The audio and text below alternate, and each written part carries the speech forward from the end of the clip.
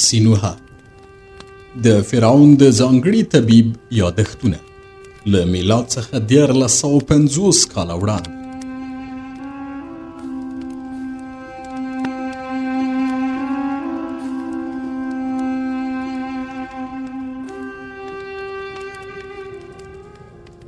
نه څلوېښتم څپرکی د غزې د بوږنوونکي مقاومت بیان.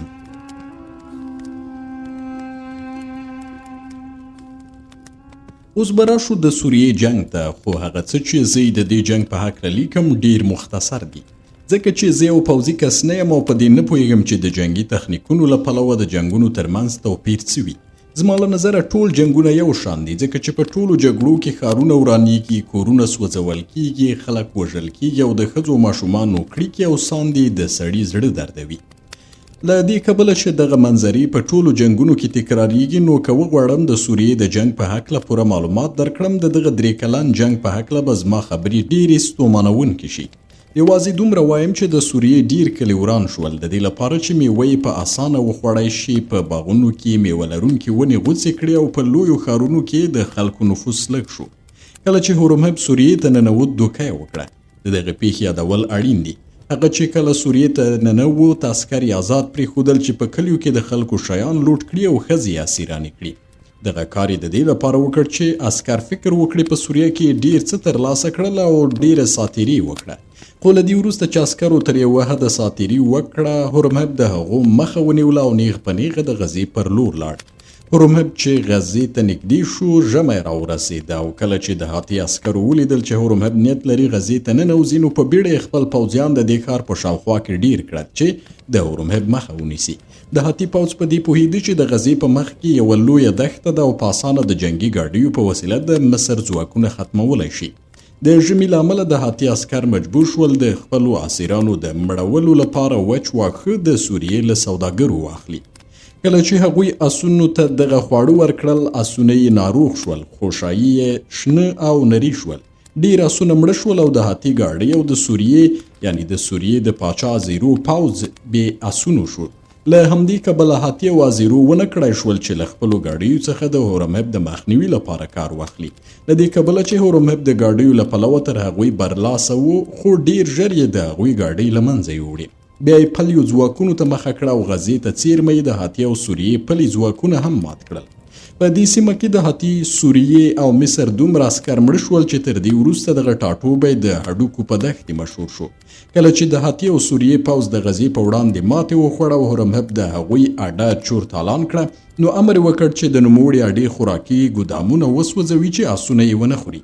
په دې وخت کې زه پوه شوم چې د هاتي د پوځ د اسونو واښه هغه زهرجن کړي ول.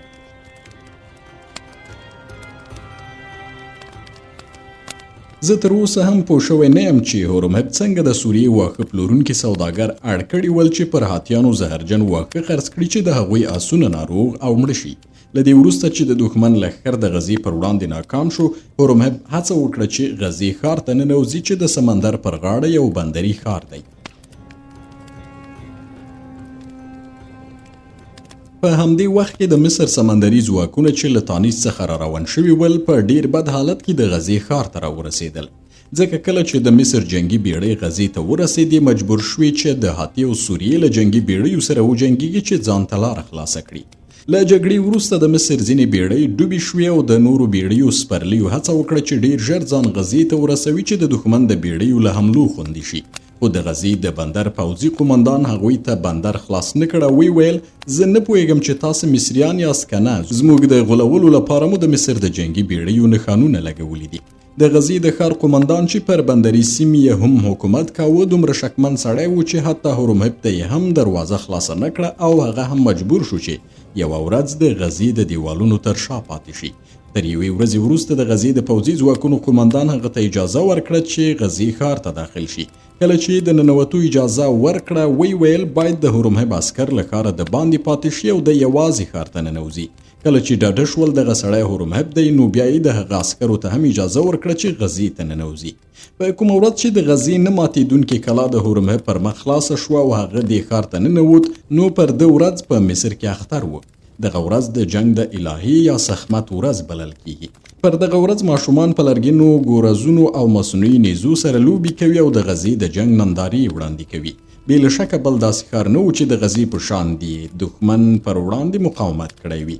بل داسې پوځي قومندان هم نشته چې د دغه قومندان په شان دي له دښمن سره مقابله وکړي.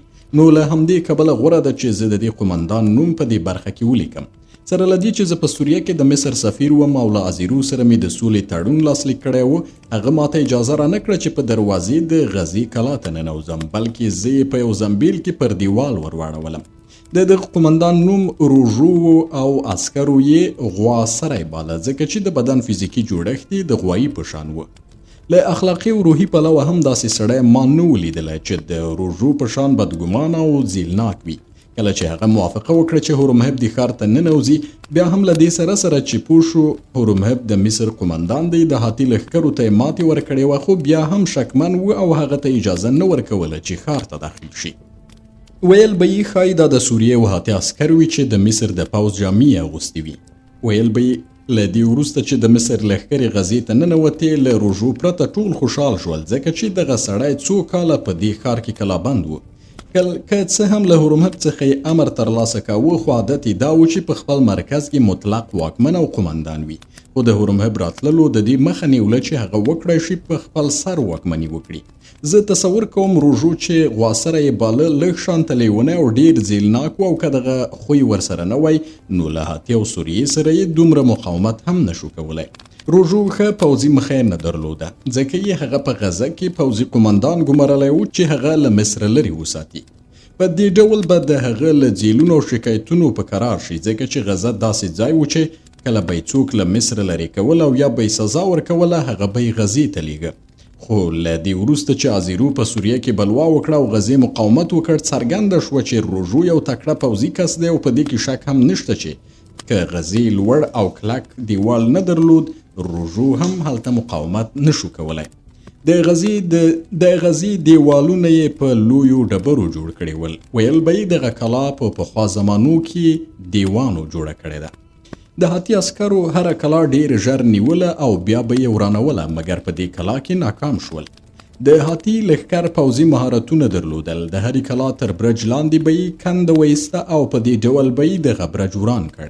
تر دې وړاندې چې د غزې کلابندي پیل شي، دلته غزې 2 ښارونه درلودل. یو یې پخوانی ښار و چې په کلا کې دننه ودان شوی و، او بل یې نوی ښار و چې له دیوالونو د باندې جوړ شوی و.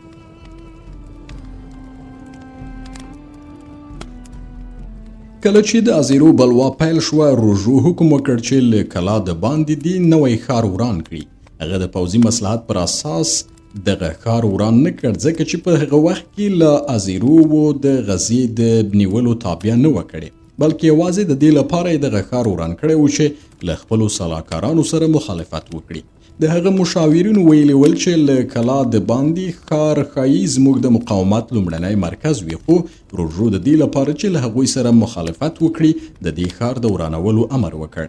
د ښار اوسیدونکي چې د ښار د ورانولو په تړاو د روژو له امره خبر شول، نو بلوا یې وکړه او له ازیرو یې مرسته وغوښته. خو تر دې وړاندې چې ازیرو د هغوی مرستې ته راشي، روژو د نوي ښار اوسیدونکي ټول ووژل.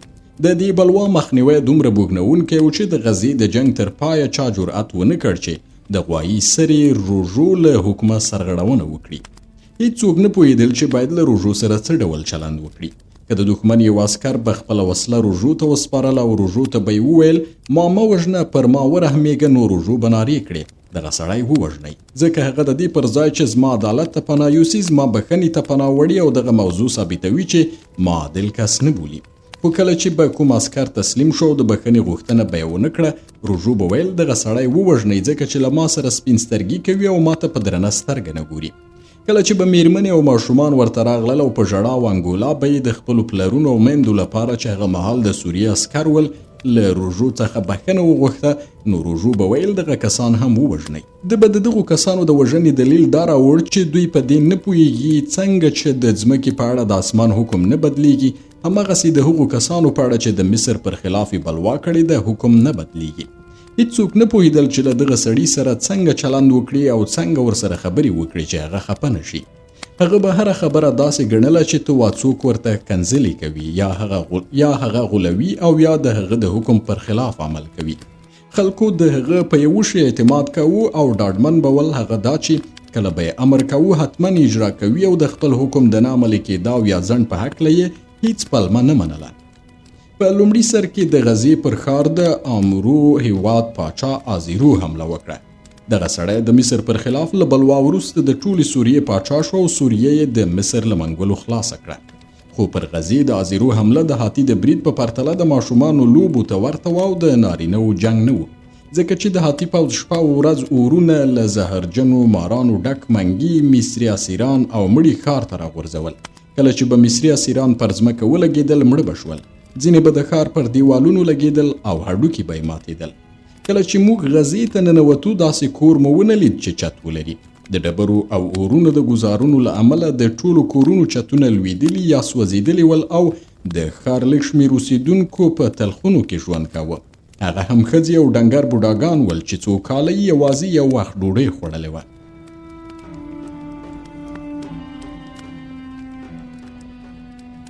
روژو د کلابندۍ له پیله ټول نارینه او ماشومان د لوېدلي دیوال پر جوړېدا ګمارلي ول او په لسو نارینه او ماشومانو کې 9 تنه ووژل شول. کله چې د ښار ژوندیو خلکو ولیدل د دې پر ځای چې خوشحال شي ښکنځلې یې کولې او پر سرونو یې خاورې بادولې. هورمهب وویل هغوی ته غوښه او غنم ورکړئ، خو ځینو چې له ډېرې مودې وروسته یې په ماړه نس ډوډۍ وخوړله مړه شول، ځکه چې د هغوی معدې څو کاله په لږو خوړو عادت شوي وي او ډېر خواړه یې ونه زغمل. کله چې د غزې ښار ته ننوتو د دغه ښار انځور هیښوونکی و. ما ولیدل چې له دیوالونو څخه د انسانانو پوستکي راځوړن شوي دي. په ښار کې د مړیو بویونه ول. موږ چې به کله روان وو پوزې به مو پټولې. دغه مړي به د هاتي عسکرو ښار ته ورګزارول چې د ښار ساتونکي د هغوی له بویه په تنګ کړي او یا دا چې د ښار ساتونکي په راز ناروغیو اخته او مړه شي. زه پر دې ورځ چې د مصر د بریالیتوب ستره ورځ وه خوشحاله نه شوم، ځکه چې ومې لیدل دغه بریالیتوب د هاتي له لوري د ډیرو ظلمونو، کړاوونو او بدبختیو له تپلو وروسته ترلاسه شوی و چې تر هغې ورځې یې ساری نه ولیدل شوی. د غویسري روژو عسکرو چې د ښار دفاع یې کوله له دې کبله چې ډېر ډنګر شوي ول خلک ترې ډارېدل، حتی هغه مړي تر دې عسکرو غټ او ښایسته ول چې د مړیو په کور کې به مومیایي کېدل. د دغو سرتیرو لاسونه او پښې د روژو له لوري د متروکو د وهلو او ډېرې لوږې له امله اوږده او نري شوي ول. پښتۍ یې له ورایه ښکارېدې او پر زنګنو یې د لوږې له کبله غدې رامنځته شوې وې. داسې سرتیري ما نه ولیدلي چې پر لاره نیغ لاړ شي. ټول پر ملا کړوپ شوي ول او سترګې د سر په کاسه کې دننه شوې وې. کله چې به یې موږ ته کتل موږ ترې ډارېدو، ځکه داسې ښکارېدل چې وحشي او داړونکي کسان راته ګوري.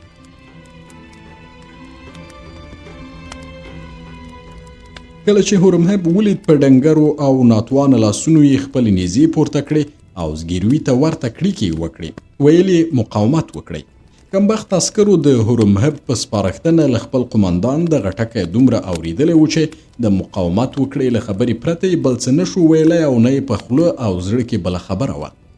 کله چې هورمهب ولیدل دغه سرتیري د ډېر مقاومت او جنګ له امله دې حالت ته رارسېدلي، نو هغوی ته یې وویل له دې وروسته استراحت وکړئ، وخورئ، وڅکئ او ویده شئ چې د بدن ستوماني مو ختمه شي او بیرته پخوانی طاقت پیدا کړئ.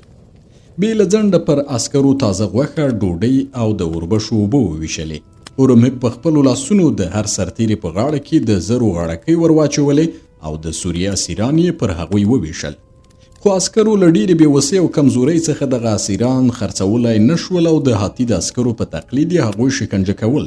د دې اوږدې مودې په کلابندۍ کې مصري عسکرو د هاتي له عسکرو زده کړي ول چې څنګه خلک شکنجه کړي او څنګه د هغوی پوستکی وباسي او پر دیوالونو یې ځوړند کړي.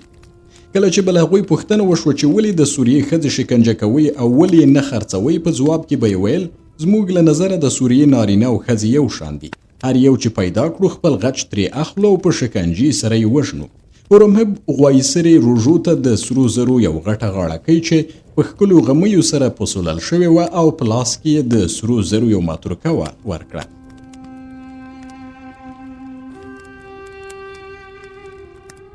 هورمهب هغو مصري عسکرو ته چې له ده سره غزې ته راغلي ول وویل د غوایسرې روژو په ویاړ چغې ووهئ. ټولو په شور و زوږ نارې کړې، ځکه کله چې ښار ته ننوتل پوه شول چې دې سړي د ښار د ساتلو لپاره څومره زیار ګاللی او څومره سرښندنه یې کړې ده. له دې وروسته چې د عسکرو نارې ختمې شوې، روژو هورمهب ته وویل آیا ته فکر کوي چې زه آس یم چې غاړکۍ دې په غاړه کې راواچوله او دغه متروکه دې په لاس کې راکړه؟ بیا یې پوښتنه وکړه آیا دا خالصه طلا ده که سوریانۍ طلا ده؟ ځکه چې سوریاني سره زر په 10 کې 9 برخې مس لري. هورمهب دې خبرې ته حیران نشو ځکه چې پوهیده چې دغه سړي اخلاق او خوی څه ډول دی. نو هغه ته ډاډ ورکړ چې دغه متروکه له سوچه مصري طلا څخه جوړه شوې ده. غویسري په ډېرې غوسې سره هورمهب ته وویل خپل عسکر له دې ښاره وباسه ځکه چې هغوی شور ماشور کوي او ما خوب ته نه پرېږدي.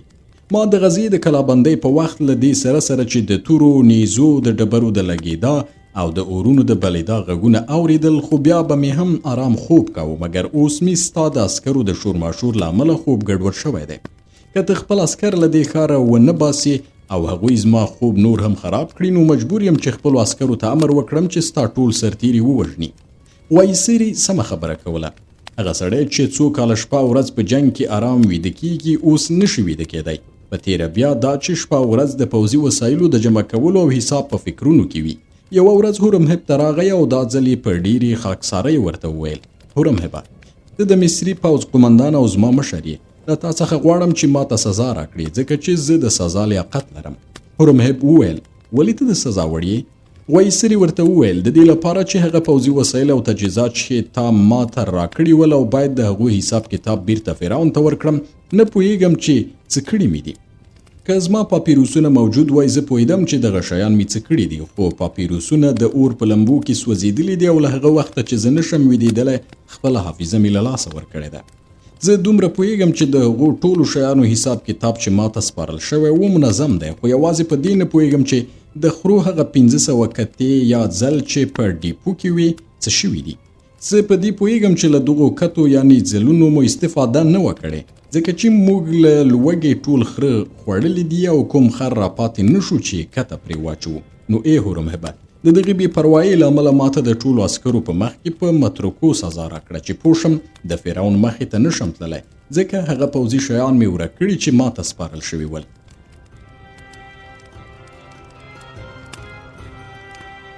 هورمهب وویل له دې امله هیڅ اندېښنه مه کوه ځکه چې زه به له خپلې پوځي ډیپو څخه 400 کتې درکړم چې په ګودام کې کېږدې او په دې ډول به ستا حساب کتاب بشپړ شي.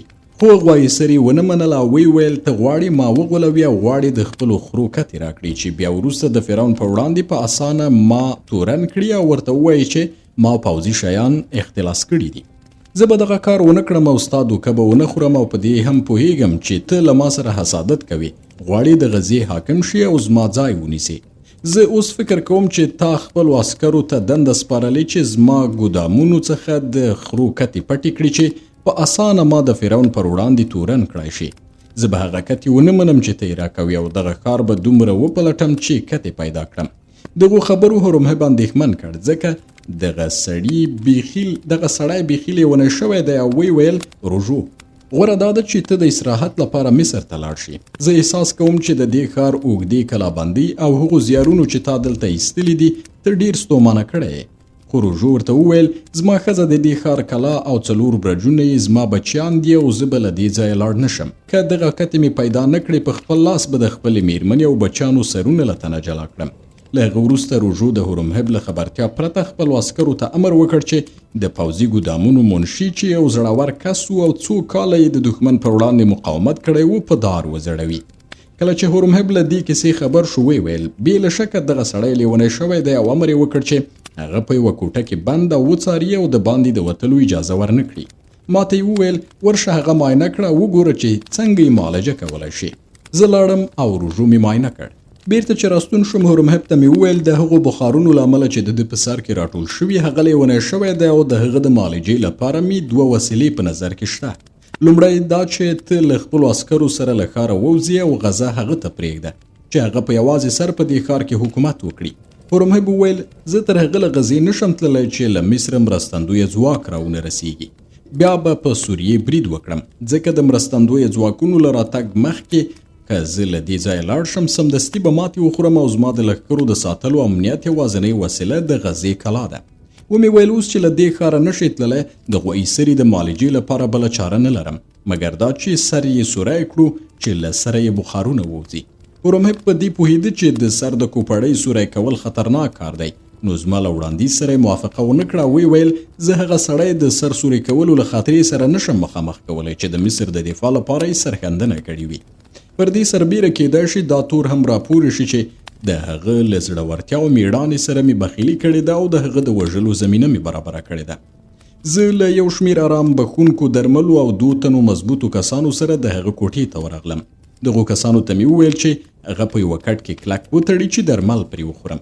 دغو کسانو غوی سره په یوه کټ کې وتاړه او ما په یوه قیف سره د هغه په ستوني کې درمل ورتوی کړل.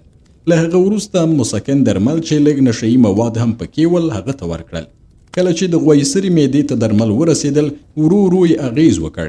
پوه شوم چې لږ ارامه شو. ماته یې وویل دغه شغال هورمهب چې له صحرا د غزې بندر ته راغلی دی زما فکر یې داسې خراب کړی دی چې هر څه راڅخه هیر شوي دي. داسې مې هیر کړي دي چې د هورمهب تر راتګه یوه ورځ مخکې مې د سوریې یو خطرناک جاسوس نیولی او د کلا په برج کې مې بند کړی دی. ما نیت درلود چې په دار یې کړم، خو د هورمهب د راتګ او د هغه د عسکرو د راتګ له امله زما پریشانۍ د دې مخه ونیوله چې زه دغه جاسوس ختم کړم. خو دا چې دغه سړی ډېر چالاک دی نو فکر کوم د خرو کتې هم هغه پټې کړي دي. لاړ شه او هغه ما ته راوله چې زه ترې پوښتنې ګرویږنې وکړم، پوه شم چې کتې یې څه کړي او چیرته یې پټې کړي دي. له دې وروسته چې د هغوی له پټنځایه خبر شم نو آسوده به شم او په آرام به ویده شم. ما په سر کې فکر وکړ چې غوایي سره یې چټیات وایي، خو هغه داسې ټینګار کوي چې زه مجبور شوم په برج کې د کلا زندان ته ورشم او هغه جاسوس ووینم. له دې وروسته چې د برج پر لور لاړم معلومه شوه چې جاسوس د جیل په ښکتني پوړ کې دی. دغه ځای ډیر تیاره دی او جیل ته د ورتګ لپاره باید مشالونه ولګوو. یو مشال مې روښانه کړ او دغه جیل ته د ننوتو تکل مې وکړ. په دې وخت کې متوجه شوم چې د جیل ساتونکی ړوند دی. هغه ته مې وویل زه راغلی یم چې د سوریې هغه جاسوس ووینم چې د هورمهب له راتګه یوه ورځ مخکې نیول شوی دی. زه غواړم دی له زندانه راوباسم او غوایي سري ته یې ورولم. خو ړوند بوډا د مصر د 20 خدایانو نومونه واخیستل او په هر یو یې قسم وخوړ چې په دې جیل کې ژوندی بندي نشته. ځکه کله چې به بندي ونیول شو لومړی به یې د معلوماتو د ترلاسه کولو په خاطر او دا چې ولې او څنګه دلته راغلی او کوم ډول خبرونه غواړي شکنجه کاوه. بیا به یې په جیل کې په ځنځیرونو وتاړه او په خپل حال به یې پرېښود چې له لوږې مړ شي او مړی یې د جیل د ویرونکو مږو خوراک شي، ځکه چې بندیانو ته د ډوډۍ ورکولو لپاره هیڅ شی هم نه پیدا کېدل.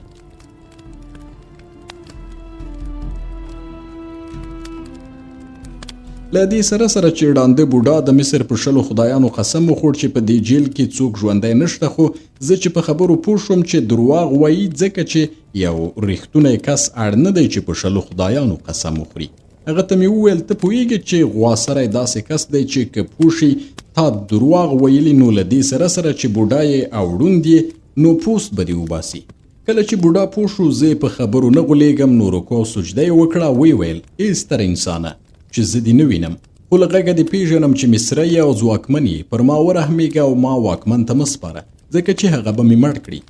زه د مصر او فرعون یو وفادار خدمتګار وم او یم او د کلابندۍ په پړاو کې هغه وخت چې لا یې محبوسینو ته خواړه ورکول او خوراکي مواد ډیر کم شوي نه ول، ما به هره ورځ مصر او فرعون ته د خدمت لپاره د بندیانو یو اندازه خواړه پټول، ځکه پوهېدم څومره چې هغوی ډیر وږي وي ما به مصر ته ډیر خدمت کړی وي. خو دغه سوریانی جاسوس چې غزې ته د هورمهب له راتګه یوه ورځ مخکې نیول شوی دی عادي بندي نه دی. ډیر ژبور دی او کله چې خبرې کوي د هغه خوږې خبرې زما په غوږونو کې د بلبلانو د غږ په شان وي. په کومه ورځ چې هغه جیل ته راوستل شو او د بندیانو مړي ولیدل چې غوښې یې د موږو خوراک شوي دي، له ما یې پوښتنه وکړه چې دغه کسان ولې مړه شوي دي. ومې ویل له دې کبله چې په دې ښار کې خواړه نه پیدا کیږي، موږ بندیانو ته خواړه نشو ورکولی او هغوی له لوږې مري. باید ته پوه شې چې زه ړوند یم او دغه بندي په ځنځیرونو نشم تړلی. دل چې بندي جیل ته راځي نور کسان یې په مسي ځنځیرونو تړي او بیرته ځي، خو له دې وروسته چې بندي په ځنځیرونو وتړل شي زه د جیل ساتنه کولی شم. کله چې دغه جاسوس راوستل شو همدا کار یې ورسره وکړ. په پیل کې نور کسان راغلل او هغه په ځنځیرونو وتړه او کله چې هغوی لاړل بندي له ما څخه د بندیانو د مرګ د علت په هکله پوښتنه وکړه. د بندیانو د مرګ په اړه هغه زما ځواب واورید نو ما ته یې وویل که ما ته خواړه او اوبه راکړې چې زه له لوږې مړ نه شم او پیاوړی پاتې شم نو زه به دې ښار ته د هورمهب د راتګ په وخت کې دومره سره او سپین زر درکړم چې په سوریه کې هیڅ شتمن کس دومره زر ونه لري. کله چې ما دغه ژمنه ترې واورېده پوه شوم چې رښتیا وایي او په خپله واده به عمل وکړي. هغه به ویل پر دې سربیره چې زه به دومره سره و سپین درکړم چې لیږدول به یې درته سخت وي، ستا د سترګو معالجه به هم وکړم، ځکه چې زه یو ډاکټر هم پیژنم چې د سترګو د ناروغیو په شمول د ډیرو نورو ناروغیو په معالجه کې مشهور دی. بندي راته وویل زما دغه سترګه چې ته یې ګورې همغه ډاکټر رغولې ده او له دې وروسته چې هورمهب دې ښار ته راننوت ته به هم شتمن شي او هم به دې سترګې رڼې شي. د ځان لپاره به کور جوړ کړې، په خپل کور کې به 10 نوکران وساتي او په شواروز کې به 10 ځله د غاز غوښه خوري.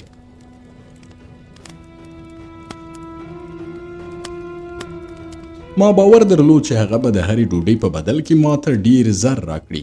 نو هر ورځ به مې هغه ته ډوډۍ او اوبه ورکولې او هر ځل چې به مې ډوډۍ ورکوله هره ډوډۍ به مې 10 ځله یعنی 10 دین سره زر ګڼله.